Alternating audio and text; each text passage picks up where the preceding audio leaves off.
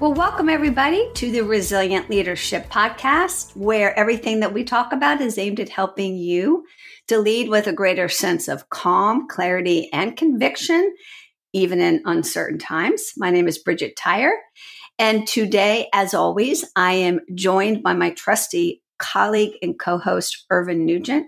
Irvine, say hello to folks and tell them how you're doing. Hey, everyone. Hope you're doing well. I am well today. Thank you very much. Yeah, as we record this, we're coming out of September, which is kind of crazy where this year is going to. We're going into October and fall will be upon us before we know. But I'm curious about today's discussion. It's actually, I think, really timely. It really, as I thought about it, and you're sharing with me what you're going to bring up today, it really does have an impact on us personally in our careers. So, Bridgette, why don't you share a little bit more about what we're going to dive into today? Yeah, this topic of speaking truth to power is what's on tap. Mm-hmm. And we're gonna explore together, what does that really mean? What does it look like? Why is it so darn hard to do? Because I think it is. And why is it such an important leadership and career skill? It ties really directly to being how we define what a resilient leader does, right? At the beginning of every episode, we say it's about leading with calm, clarity, and conviction. Conviction is really at the heart of what it means to speak truth to power. Yeah. So maybe an interesting place to start is, where does this phrase come from, this idea? Because it's certainly not new. I mean, Irvine, do you remember when you first heard speaking truth to power? I think for me, it came up in the context of growing up in the north of Ireland. And it grew up where, there was a discussion around the abuse of power and one community abusing power over another. And there were figures that emerged. There was a civil rights movement there back in the 60s and 70s of actually women, housewives, etc., who said enough. And they were protesting. I think that's the first, I don't know if we called it truth to power, but certainly the concept and the action of that's where it became a reality of someone, speaking up. And when reality, they were being told to stay in their place and know their place. Yeah. Interesting. Yeah, well, the phrase has actually been attributed, I think, to a number of people and organizations over the years, but most people recognize the Quakers and one particular Quaker by the name of Bayard Rustin as the original source of this phrase. And apparently in 1942, Rustin, a Black Quaker and a principal organizer of the March on Washington, wrote that the primary function of Quakers was to speak truth to power. Wow. Isn't that interesting? Yes. But you know what? It goes back even further than that, all the way to the ancient Greeks.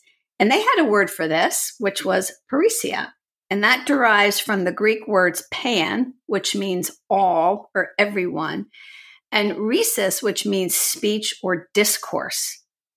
And so even way back then, that word referred to a certain kind of speech that was bold and frank and candid, especially when you were speaking truth to those in authority, even at personal risk. So, and for the Greeks, the idea was rooted in the idea of speaking truth for the common good, which I love, right? It wasn't just to hear yourself talk, but there was a bigger principle at stake. And I want to share one other definition of this from a thought leader, David Gertine, who said this, because this is an interesting thing, Irvine, and I'm going to be curious about what you think of part of his definition. So he said, speaking truth to power is to express our opinions frankly and openly to people who have some form of power over us. I like that because I think it's not just about speaking truth, because anyone can speak truth. I can tell you what I think. That's an opinion. But there's an element there of risk that I think we have in here. You introduce someone who has some power over you. Now, that may be your own internal thinking that they do, or it actually may be actually correct. This person does have. And I think that's what makes this so interesting, is that risk. There's a risk that requires courage here. For sure. And power over us, as you're pointing to, doesn't necessarily mean positional power. It could Yes. be emotional power, psychological power, right? Think of somebody at work who is actually just your peer. They don't have Mm. positional power over you, but maybe you don't actually speak up boldly and frankly to this person because they have this way of reacting that really puts you on your heels, Yeah. or Yeah. like classic example of a person who's an adult and fully grown, but still holds back when they talk to one of their parents. Yes. And clearly the parent doesn't have positional power over them anymore. So, the bottom line is that speaking frankly and openly to people who hold some kind of power, some form of power over us is not easy. It's actually kind of hard to do. So, Irvin, as you reflect on your own life and your own career, has it been easy or hard to speak truth to power for you? Wow. This is something I really battle. This is very difficult for me. And I think certainly earlier in my career, I think it came up against, I have a very, in the ocean, the psychological set, I'm very high agreeable. So there's my agreeableness battling against wanting to be liked and truth to power risks. And I don't think I did it well. I can pinpoint a few experiences in leadership where really I should have said things to the board earlier and been more direct, and I wasn't. And I think there was fear in that. However, there's also something that I noticed, that there were times when I did take some risk, and I'm wondering what made that different. And I think upon reflection, what made it different is that I was speaking up for people who I felt didn't have a voice. And that made me angry. There was an anger there of either injustice or just disrespect for people. And I think that moved me, because I think it put me in a mindset that yes, but I'm speaking for others. And I think that's interesting for me. Now, as I get older, I think I'm less concerned, but I think that's an interesting discussion. I think it's still there for me. I think, what am I speaking and who for? I totally relate to that. And I bet a lot of our listeners do too. I think it's easier to speak up for your team or for an individual that, you just care a whole lot about than it is sometimes to speak up just for self. That seems more risky. Yes. Yeah. I too struggled with this. And I think about a time when I got really inspired by a colleague. She was going for a job interview. She really wanted the job. It was a big deal. And the final step was a panel interview. You know how we all hate those, right? There's like five people staring at you. And she said the interview was going really well. And she was just being her authentic self. And she thought, I think I have this job. And then the finance guy spoke up and said to her, one of the things I'm really looking for in this position. Now, mind you, this was a VP of talent development. Okay. They said, one of the things I'm really looking for in this person that we hire is that they have as a strength financial acumen. Okay. I mean, he's the finance guy. So I guess you would do that. And so she told me this. She said to him, well, if that's one of your most important strengths that you're looking for in the person that you hire, I'm not your person. And the panel was very quiet. Yes. And, she thought she lost the job. She got it. And I always remembered that because, in fact, one of the people on the panel said to her, it was when you spoke up candidly to him. You didn't pretend anything. You said, and she said, that's when we knew you were the right person for the job. Isn't that interesting? I love that. Yeah. So, Bridgette, I'm curious, we've talked a little bit about there's nuances in this. Let's explore a little bit more. Kind of what comes to mind for you when we think about speaking truth to power? I want to take this now to a very practical level, because I think sometimes we think of this as like, historical figures who are known for bravery and boldness, right? But little old me, Yes. But there are lots of everyday interactions that require what the Greeks referred to as parousia, right? So let's name some of those, Irvin. So the first thing that comes to my mind, because I was just coaching a client on this, is diplomatically but firmly pushing back on an unreasonable deadline from an important client. They've given you this deadline and, you might well, first of all, you fear disappointing them, but maybe in the case of my client, you fear losing the business. Yeah. But my client knew she couldn't deliver. Right. So that's like a common example, I think. How about just you're sitting in a meeting and there are your bosses in the meeting, there are other stakeholders above you in the meeting, and people are discussing views about how to handle a particular situation, and you have a dissenting view based on something really clear and important to you. Yeah. Can you speak that dissenting view? Because you are speaking truth to power there. They might look at you and like, huh? You know? And then I think one that's such a personal example is having to advocate for yourself in some way, like ask for additional resources, really make bold requests that are required for your success, and then holding your ground when someone says, what? Wait, why do you need that? I mean, those are just everyday examples that require us to develop this muscle, right? Yeah. What comes to mind for you, Irvin? Yeah, I think there's two others that come to mind. One is just actually, it was our old coaching session actually with someone I was having a few weeks ago. And basically it's saying no to something. The situation was, it was in the federal government, and we know that there's been a lot of layoffs. And so in certain situations, there are people who are being asked to do something, then they just don't have the time to do it. And yet there's this still expectation that I'll say yes. And so it was around, kind of that, no, actually the appropriate thing is, no, I can't do this. It's difficult for people. And it was very difficult for this client of mine. And I'm just not the right person for this. So I think saying no sounds so easy, and yet it's not, especially when you're saying no to someone in power. Right. And then the other one is, I think at times we have wisdom and expertise, and at times we have to fall back on that. And so sometimes I think we don't speak up from that expertise. And maybe what's required is that the leader in this moment needs that expertise and needs you to speak up, even if it's disagreeable or even if it's something against. And sometimes people hold back and they don't. And I think that's a really practical example as well of where this comes up. Yeah, those are such good examples. And as I'm listening to you, I'm thinking that if you are working for a decent leader, they want to hear the truth. Yeah.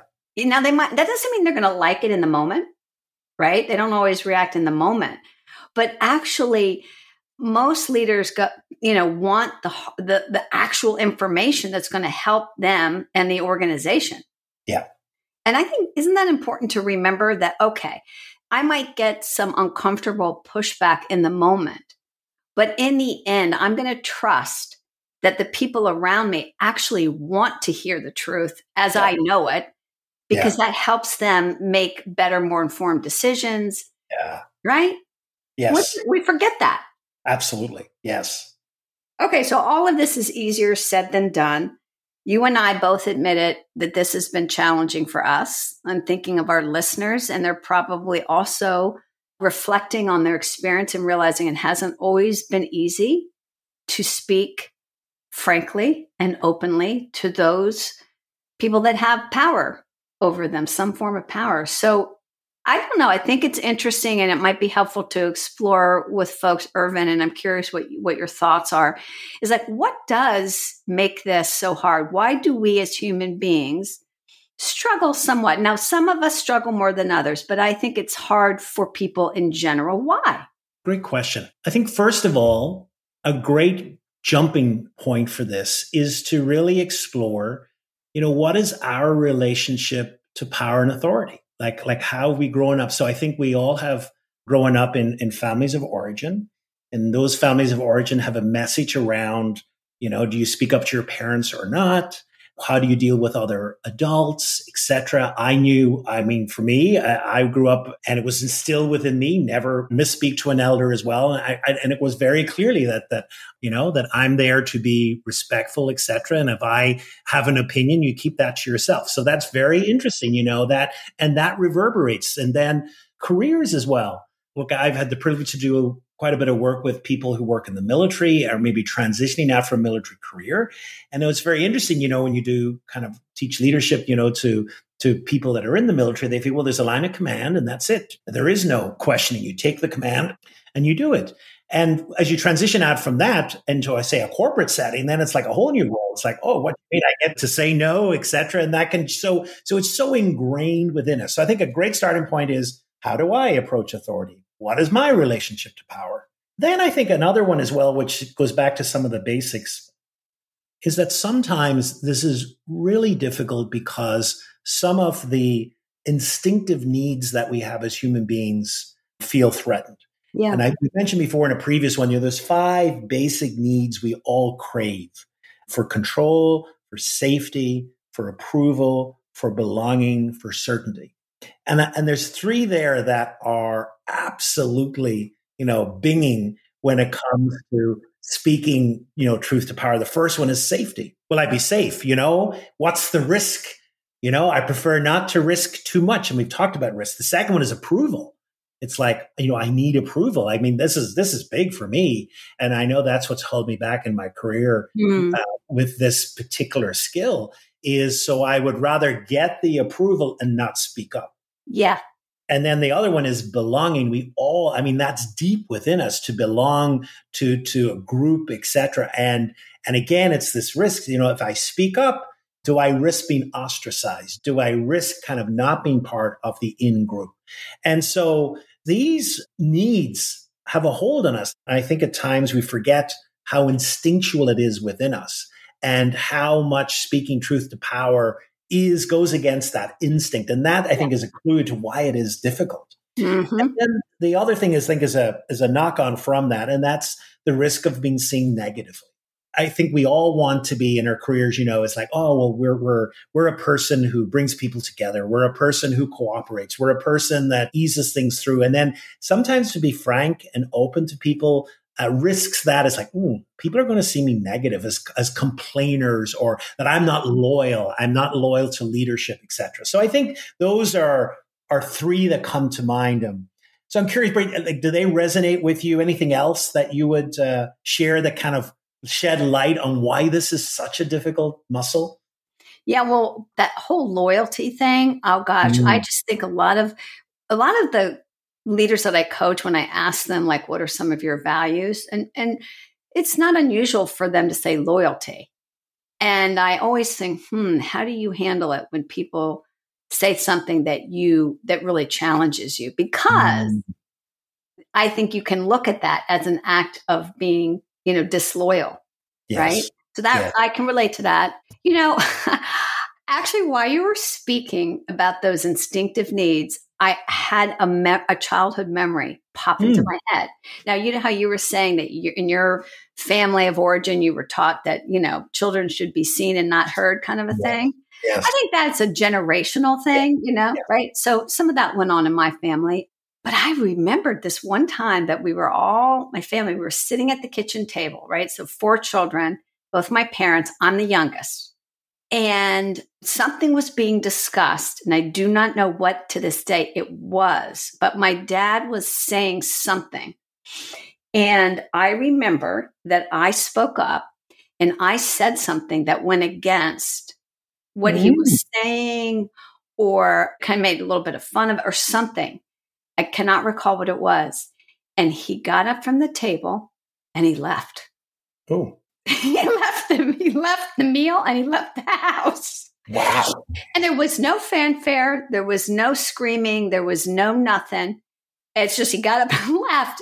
And I thought, wow, if you speak up, people might leave. Yeah. In that whole approval thing. Isn't that interesting that memory came in? And it's interesting that has stayed with you. Yeah, absolutely. Yeah. Wow. So, point being that we all have experiences that shape our tendencies and our willingness to speak truth to power. And it's just helpful to be in touch with what some of those influences are. Yeah. No, I love that. So I'm curious then, that was such a great example. We always try and embody some of these practices in examples. I'm curious, as you think about someone who you feel embodies truth to power? And what comes to mind for you, Bridgette? Yeah. So the example that has inspired me most actually comes from my daughter when she was 6 years old. Oh, wow. I love that. And I wrote about this in the book that I co-wrote with Heather Jelks, Missing Conversations, because it so inspired me. And it has stayed with me ever since. Okay, so she's 6 years old. She's in first grade, right? And she comes home from school. This is early in the year. And she is telling me in her behavior and eventually in words that she's scared to go into her classroom. Right? And I'm like, well, why? What is so scary? And I have to really coax it out of her. But eventually she shares with me that her teacher scares her. And I say, you know what? Okay. So it turns out that her teacher, when she would get angry in the classroom at some of the students, would slam her fist onto the desk to really wake them up. That really created some fear for my daughter. And I thought, why is a first grade teacher slamming her fist on their desks, right? So in a moment of clarity, because normally I would have marched in there, and said, what are you doing? I decided to let her speak this. So I said, you know what, honey, we have to go into school anyways. This was in a few days. And I said, I think it would be really good because I know your teacher does not mean for this to happen. I know she does not realize the impact she's having. And I think it would be really great if you shared this with her.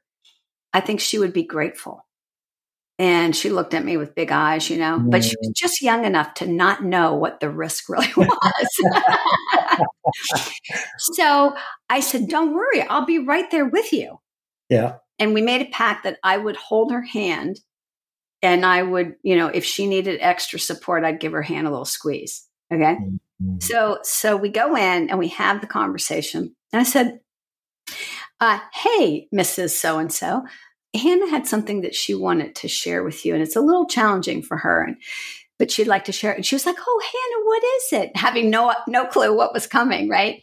And in this very quiet little voice, she said, well, when you slam your fists on the desks, it really frightens me and it scares me.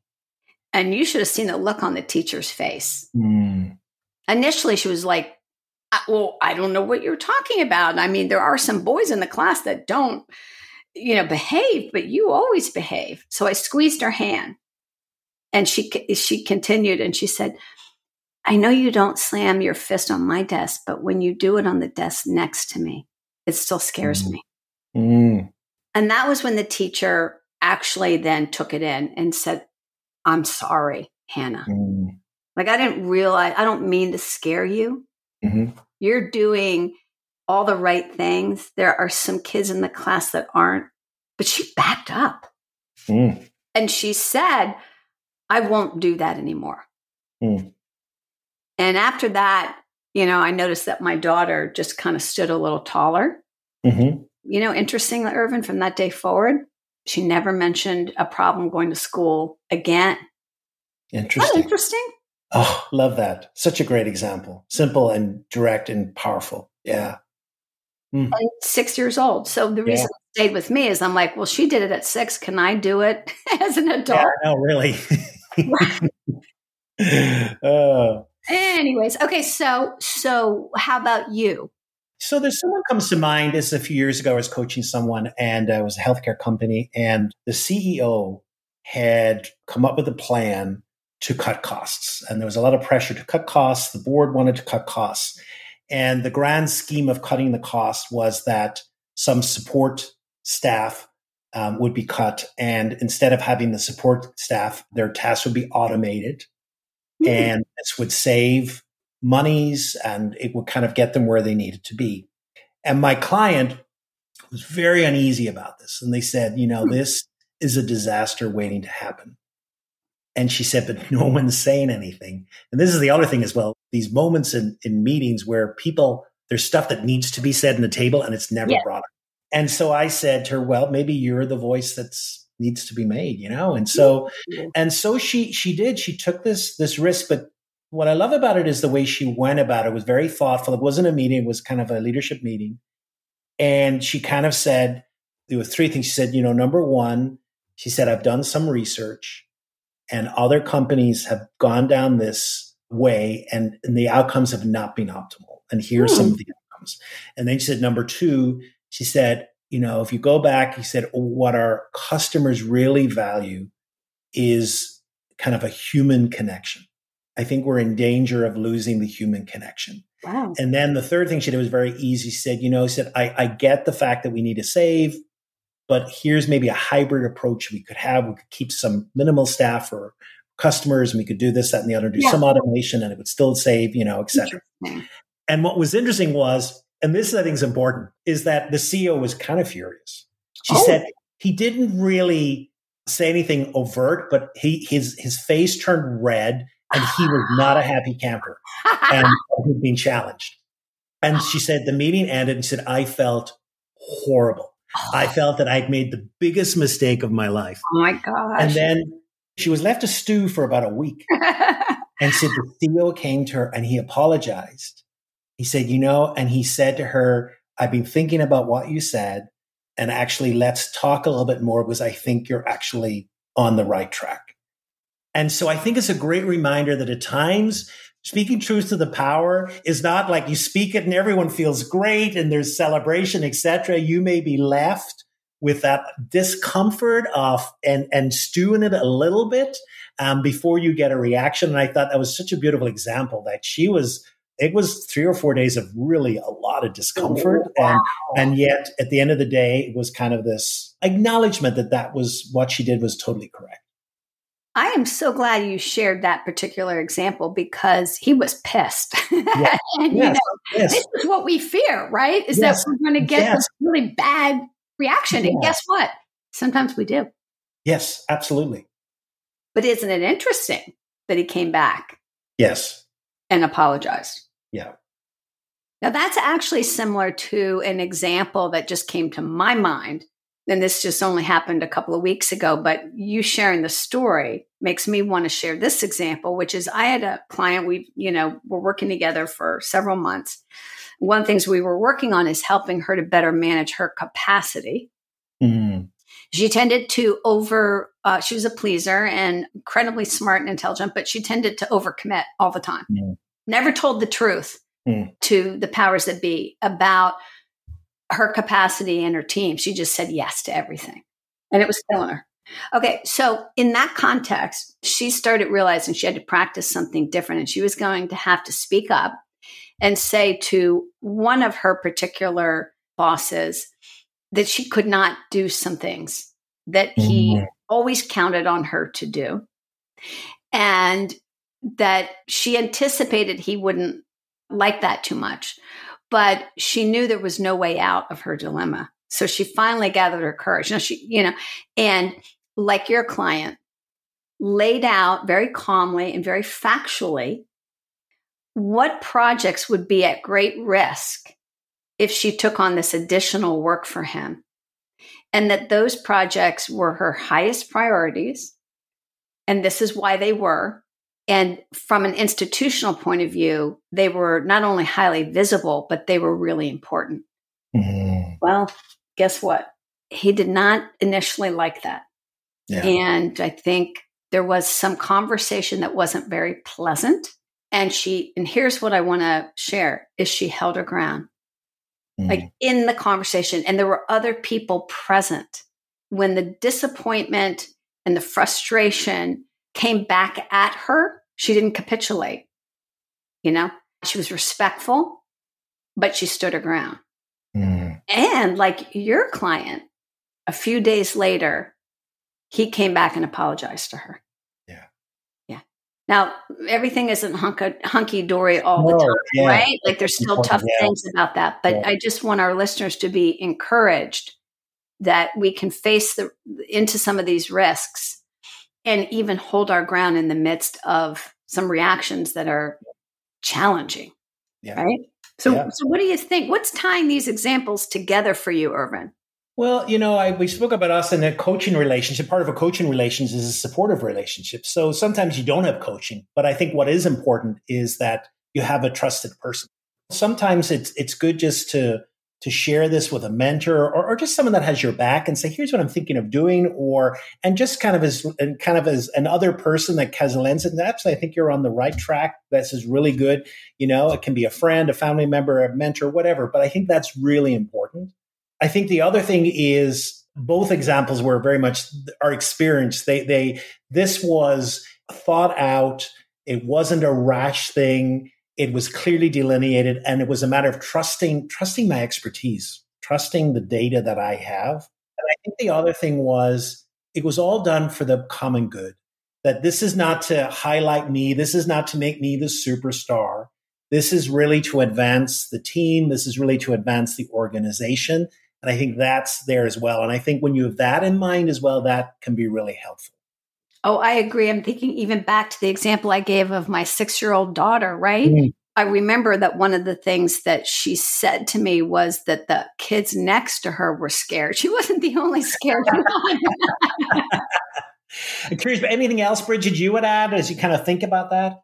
Yeah, I think we have to remember, it goes back to that Greek word parrhesia, which is speaking up on behalf of the common good.